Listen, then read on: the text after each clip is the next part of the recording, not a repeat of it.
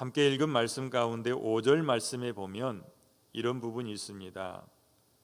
기록한 규례대로 오랫동안 지키지 못하였다.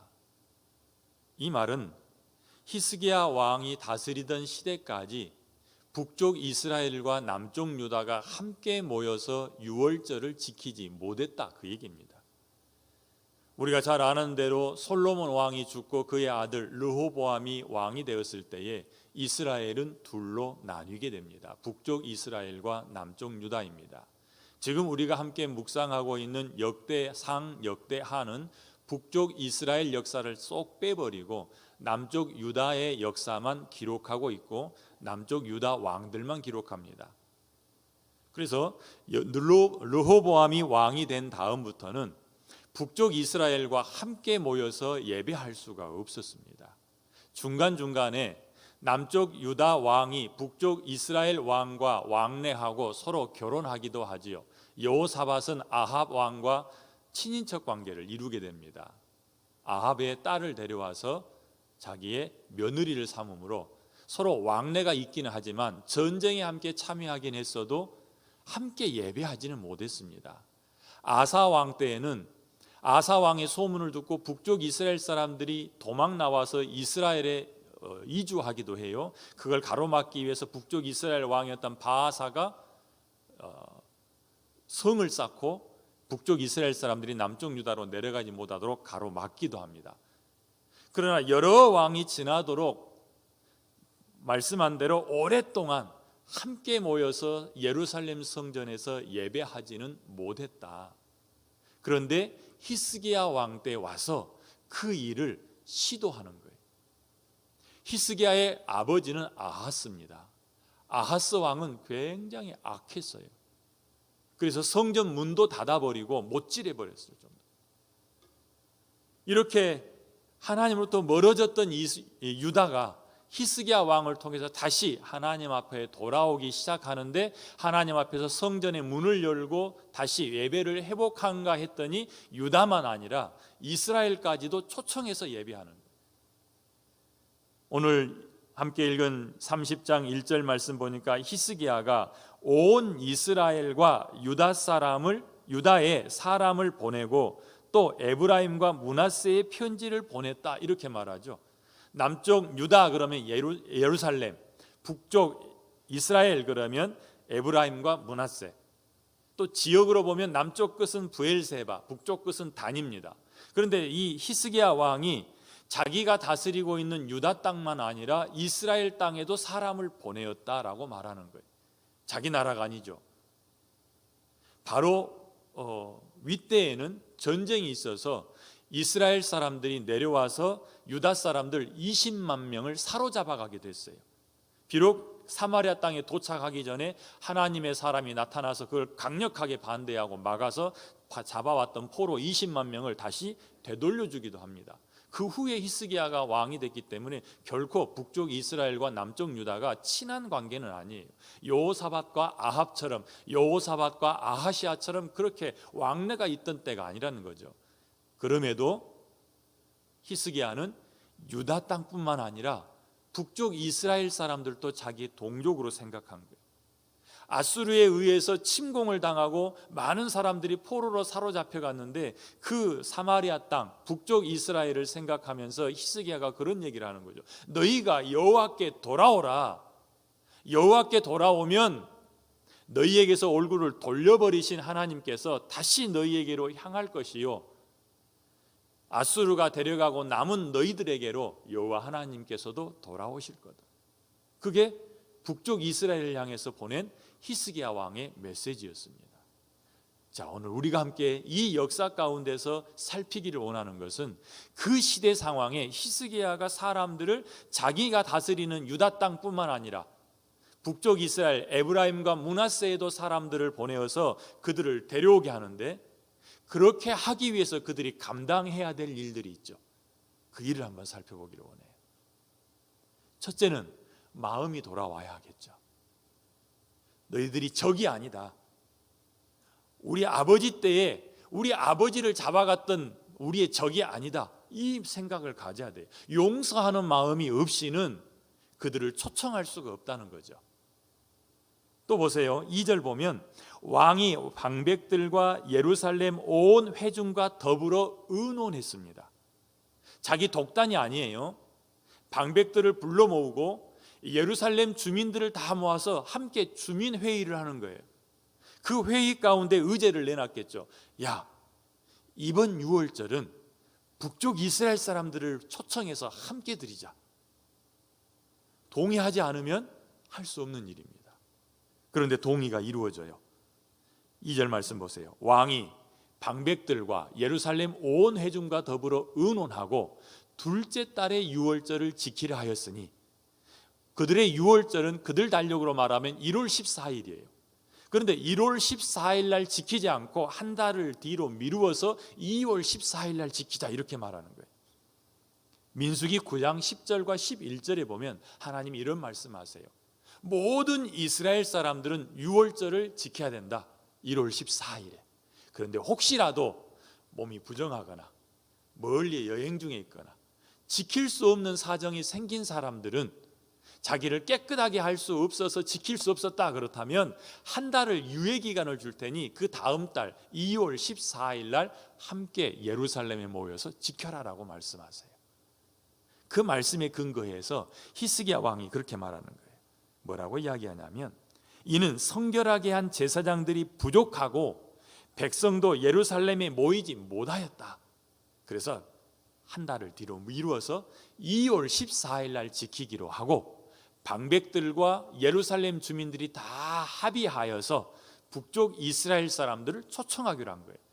초청하면은 그들을 재워줘야죠. 먹여줘야죠. 그들이 와서 예배할 수 있도록, 아주 수백 년 동안 예배를 못했으니까 예배할 줄도 모를 거예요. 그들은 단과 그리고 베델에 있었던 금송아지를 섬기던 사람들이라 하나님 섬길 줄 모르기 때문에 그들을 가르쳐야 돼요. 이런 일들에 누가 동원되는 거예요? 제사장들이 동원되고 예루살렘 주민들이 자기 집을 내놓아야만 북쪽 이스라엘 사람들을 데려다가 함께 예배할 수 있다는 겁니다. 자, 보십시오. 북쪽 이스라엘 사람들을 용서하지 않으면 그들을 초청할 수 없어요. 한 형제, 한 이웃, 한 지체로 생각해야만 그들을 초청할 수 있죠. 두 번째로, 실제적으로 자기 집을 내놓지 않으면 자기 적들을 데려다가 함께 예배하는 거예요. 어마어마한 일이죠. 그런데 히스기야와 그의 백성들이 이 일을 하기로 결정한 겁니다. 그리고 나서 그들에게 보발꾼들을 보내죠. 5절에 그렇게 말해요. 드디어 왕이 명령을 내려서 브엘세바에서 단까지, 남쪽 끝 브엘세바에서 북쪽 끝 단까지 이스라엘에게 공포하고 일제히 예루살렘으로 모여라라고 말하는 거예요. 어마어마한 일이에요. 우리는 그냥 이렇게 기록으로 보지만 르호보암 다음에, 그들이 갈라선 다음에 한 번도 이런 일이 없었다니까요. 여호사밧이 아합 왕과 사돈 관계를 맺었지만 이런 일을 하지 않았어요. 자, 이렇게 말합니다. 너희들이 돌아오면 하나님도 돌아오실 거다. 너희들이 돌아오면 너희를 아수르에 맡겨서 전쟁에 패하게 했던 그 하나님께서 다시 오셔서 너희 하나님이 되실 것이요, 너희 하나님 여호와는 은혜로우시고 자비하신지라 너희가 그에게로 돌아오면 그의 얼굴을 너희에게서 다시 돌이키지 않으실 거다. 이래서 이스라엘 백성들을 다 초청해요. 우리는 히스기야와 그의 백성들에게서 무엇을 보아야겠습니까? 용서하는 마음, 적이 아닌 자기의 형제로 여기는 마음, 그러기 위해서 자기 집을 열고 적들에게 초청해서 자기 집에 와서 주숙하게 해야 돼요. 그 일을 하기로 결정한 겁니다. 우리가 그걸 보고 싶은 거예요. 다음에 10절부터 12절까지 보면 이제 이 보발꾼들이 온 성을 다녔어요. 이렇게 말하죠. 보발꾼이 에브라임과 므낫세 지방 각 성읍으로 두루 다녔다. 그래서 북쪽 끝에 있는 스불론 땅까지 간 거예요. 무슨 일이 일어났습니까? 보발꾼들은 목숨 걸고 간 거겠죠. 적군으로 뛰어들었으니. 그런데 10절에 이렇게 기록합니다. 사람들은 그들을 조롱하며 비웃었더라. 사람들은 그걸 호의로 여기지 않은 거예요. 11절 보십시오. 그러나 아셀과 므낫세와 스불론 중에 몇 사람이 아주 소수의 사람들만이 스스로 겸손한 마음으로 예루살렘에 이르렀고, 히스기야와 예루살렘 주민은 큰 마음을 먹고 초청장을 보내었는데 아주 소수만 왔어요. 이것과도 같죠. 큰 예산을 들여서 준비하고 성대하게 잔치를 준비하고 있는데 오기는 겨우 몇 사람만 오고요. 우리가 오랫동안 준비하면서 초청잔치를 열었는데 초대해서 당일날 열어보니까, 뚜껑을 열어보니까 소수의 사람, 두세 사람만 왔더라. 이런 것과 같은 거예요. 그러나 한 영혼이 천하보다 귀하기에 소수의 몇 사람만 수백 년 동안 끊겨있던 그곳에서 찾아와서 함께 예배했다면 거기에 가치가 있겠죠. 자, 우리가 이제 두 번째로 봐야 될 것은 이거예요. 소수의 사람들이 하나님의 보내신 메시지에 반응을 보이는 겁니다. 에브라임과 므낫세 지방으로 다녀 스불론 땅까지 이르렀지만 아주 소수의 사람들만 왔어요. 그런데 우리가 보고 싶은 건 여기에 있다고 그랬어요. 초청 메시지 앞에서 사람들은 갈라섰어요. 조롱하고 비난하고 비방하고 비웃을 거냐? 그렇지 않으면 그 메시지를 내게 보낸 하나님의 메시지로 받고 여호와 앞에 돌아올 거냐? 이 여호와 앞에 돌아오는 것은 종교 개혁입니다. 그러죠? 하던 일을 멈춰야 돼요. 자기가 섬기던 신을 버려야 돼요. 자기가 집안에 모셔두고 있는 우상단지를 깨뜨려야만 올 수 있는 거예요. 생각이 바뀌고 가치관이 바뀌지 않는 한 종교를 바꿀 수는 없어요. 그것도 자기 당대에 바꾼 종교가 아니라 아주 수대에 걸쳐서 내려오던 종교예요. 마치 자기 성씨를 바꾸는 것과도 같아요. 그 갈림길에 서는 겁니다. 자, 그럼 이번에 예루살렘 갔다 오면 내년에도 갔다 올 수 있을까요? 내후년에도 갔다 올 수 있을까요? 이 소수의 사람들이 자기들이 감당해야 될 희생이 있는 거예요. 금송아지를 여전히 섬기고 있는 그 안에서 나는 여호와를 섬기겠다라고 선언해야 돼요. 조롱하고 비웃고 비난하는 그 사람들 속에서 여전히 자기는 살아가야 돼요. 국경 넘어서 예루살렘에 가서 목숨 걸고 예배하고 돌아와서 편안한 게 아니라 여전히 금송아지를 섬기는 사람들 사이에서 그걸 극복하며 살아가야 될 아주 중대한 결단을 해야만 이 일에 참여할 수 있다는 겁니다. 여호와 하나님을 자기의 하나님으로 되찾기 위해서는 자기가 버려야 될 많은 것들이 있어요. 한 번이 아닌 남은 생애를 여호와 하나님을 섬기려면 버려야 될 것들이 있다라는 말씀입니다. 우리는 어떻습니까? 여러분은 무엇을 버리셨습니까? 그걸 생각하면 이 보발꾼들의 소식을 듣고 짐을 꾸려서 다음 달 14일에 6월절 행사에 참석하기 위해서 예루살렘으로 떠나가야 되는 사람들은 많은 위험을 감수해야 하고 많은 것들을 포기해야만 가능했다는 겁니다. 그러나 여호와 하나님은 충분히 그만한 가치가 있는 줄로 믿습니다.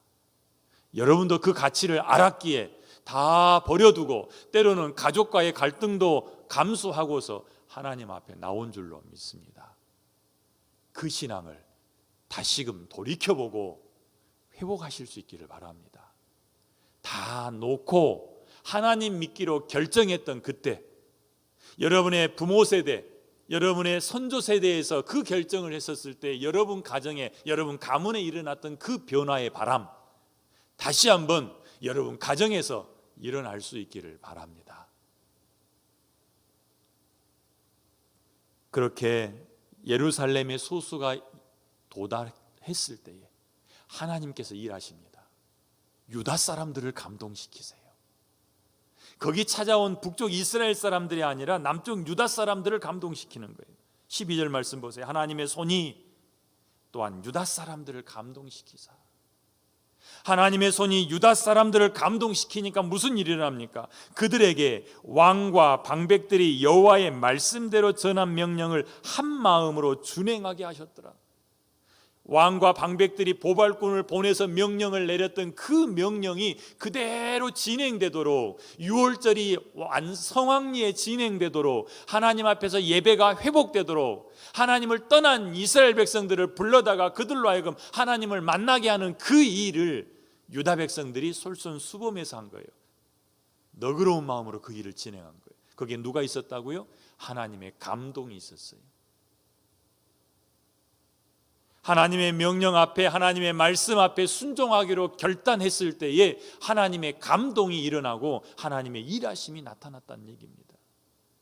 그 하나님의 감동이 나타나기 전에는 사람들의 결단이 있어야 하고, 그 결단은 아주 어둠 속에서 이루어져야 돼요. 북쪽 이스라엘의 그 백성들이, 소수의 사람들이 결단하고 내려올 때 모든 걸 포기하고 목숨 걸고 오죠. 그렇게 올 때에 하나님의 감동이 일어나서 그들을 섬기고, 그로 인하여서 하나님과의 회복이 일어나게 되었다라는 말씀입니다. 자, 이제 우리를 보지요. 이스라엘 백성들이 하나님과 회복하기 위해서 그들은 조롱과 비웃음 속에서 떠나야 했습니다. 그리고 다시 갔다가 돌아와서 자기들이 처하게 될 그 환경을 감수하며 받아들였어요. 목숨 걸고 하나님을 다시 섬기기로 결정한 거예요. 우리도 목숨 걸고 하나님 섬기기로 결정했던 사람들입니다. 내가 하지 않았으면 내 부모 때에서 했을 거예요. 자, 이제 돌아봐야 될 것은 그 결정이 지금도 유효하고, 지금도 살아있고, 지금도 내 속에서 뜨겁게 움직이고 있는가? 그렇지 않으면 금송아지를 섬겼던 이스라엘 백성들의 모습으로 돌아가기 직전의 모습으로 겨우 형식적으로만 하고 있는가? 돌아보고 처음 신앙으로 회복해야 할 것입니다. 또한 히스기야 왕과 방백들과 예루살렘 주민들을 통해서도 도전을 받았으면 좋겠습니다. 내가 복음을 전하고 잃어버린 하나님의 사람을 찾아오기 위해서 해야 할 일들이 있습니다. 그들에게는 용서하는 마음이 있어야 했고요, 그들에게는 감당하기로 결단했어야 됩니다. 세 번째로는 적들이 자기들을 찾아왔을 때 문을 열고 받아들여야만 해요. 우리는 어떻습니까? 복음 전할 준비가 되어 있습니까? 모일 때마다, 기도할 때마다 복음 전하기를 위해서 기도하고, 더 부흥하기를 위해서 기도하고, 잃어버린 자를 찾기를 위해서 기도하고, 다음 세대를 세우기 위해서 기도하는데, 그러기 위해서 마음의 준비가 되어 있습니까? 실질적인 결단할 준비가 되어 있습니까? 문을 열었습니까? 이런 구체적인 행동 없이 복음을 전할 수 없을 것입니다. 그럼 무엇을 결단해야겠습니까? 무엇이 달라져야겠습니까?